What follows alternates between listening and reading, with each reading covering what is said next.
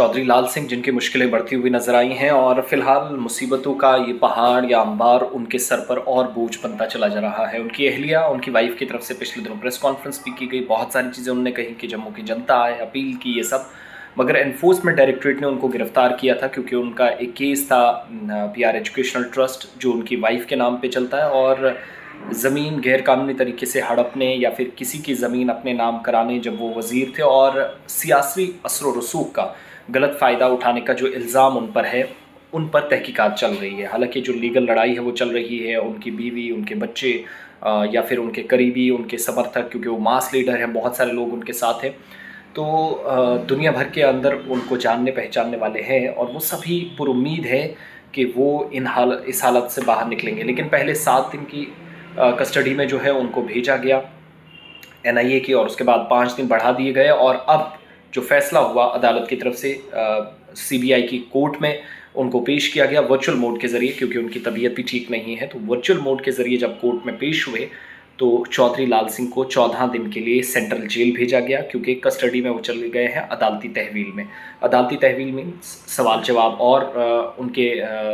साथ ये चलेंगे, ये सिलसिला और आगे बढ़ेगा। और यूनियन टेरिटरी के अंदर एक बड़े लीडर, जिस पर कई तरह के इल्ज़ामात लगे कि वो जब वज़ीर जंगलात थे उस वक्त ज़मीन हड़पी, ये कवानीन की खिलाफ वर्जी, असर रसूख दिखाना, लोगों को डराना, ये सारे इल्ज़ामात थे। लेकिन कितने सही कितने गलत, ये तो एट द एंड कोर्ट ने ही तय करने हैं। और ED ने पिछले दिनों बयान भी जारी किया था कि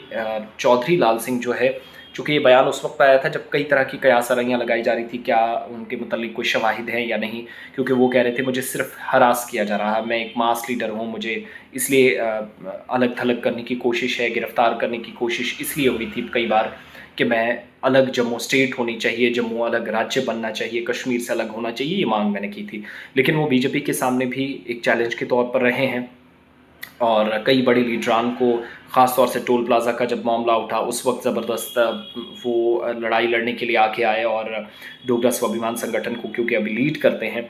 लेकिन मुश्किलें बड़ी हैं। 14 दिन के लिए वो अदालत की तरफ से उन्हें भेज दिया गया, CBI कोर्ट में जो समाअत हुई वहाँ से उनको भेज दिया गया 14 दिन के रिमांड पर, और सेंट्रल जेल में इस वक्त वो लॉज हैं। तो मुसीबत यहाँ से आगे अभी शायद थमेगी नहीं,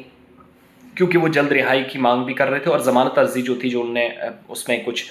मेडिकल फॉर्मेलिटीज़ भी पूरी करके उन्होंने कहा था कि मुझे परेशानी है, और पिछले दिनों GMC में भी लाया गया था, वहाँ इलाज हुआ, लेकिन उन्होंने कहा कि मुझे इलाज सही तरीके से नहीं दिया जा रहा है, डॉक्टरों पर मुबैना तौर इल्ज़ाम लगाया। बल्कि जो उनके साथ लोग थे, कहा कि ये देखिए मुझे गिरफ्तार करके ले जा रहे हैं, मेरा इलाज भी सही से नहीं करा रहे हैं। ये सिलसिला हमने देखा। बहरहाल चौधरी लाल सिंह जो साबिक रियासती वज़ीर हैं, 14 दिन के लिए उनको फ़िलहाल जेल भेज दिया गया है, और जम्मू के अंदर तरह तरह की कयास आ रही हैं। उनकी बीवी अलग लड़ाई लड़ रही है कि लोग आएँ, ये जम्मू की जनता की या डोगरा स्वाभिमान की बात है।